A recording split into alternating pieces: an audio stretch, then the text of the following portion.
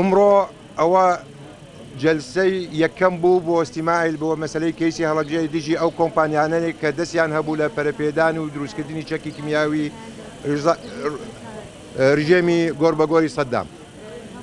و ئەمڕۆ هەندێک بەڵگەنامەوە و شانەمان ئامادە کردو بوو بۆ جەنابی حاکم کە نیشانی ئەوەی بدەین کە چی تاوانێکیان هەبوو ئەو کۆمپانیا بێگانانەیە کە دەستیان هەبوو لە پەرەپێدانی چەکی کیمیاوی. ئێمە ئەم کەیسە کەیسێکی شەخسیە بینی بەرکەوتوو چەکی کیمیاوی خەڵکی هەڵەبجە و ئەوەکانی تر لە بالیسان و بادینان و ناوچەکانی کەی کوردستان ئینشاڵڵا ئەوانەشیان ئەلحاقەکەینە بەو محکەمەیە،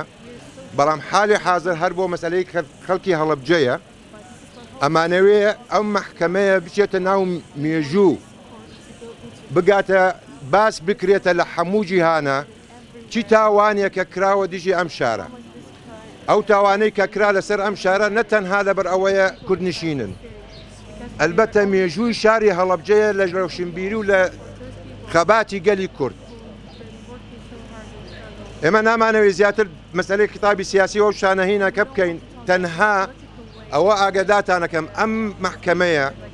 بینی بەرکەوتوو خەڵکی هەڵەبجە کەوای بەرکەوتوو چەکی کیمیاویەکە دژی ئەو کۆمپانیانانەیە کە قانجازی پارەیەکی خوێناوی بە خوێنی شەهیدانی ئێمە.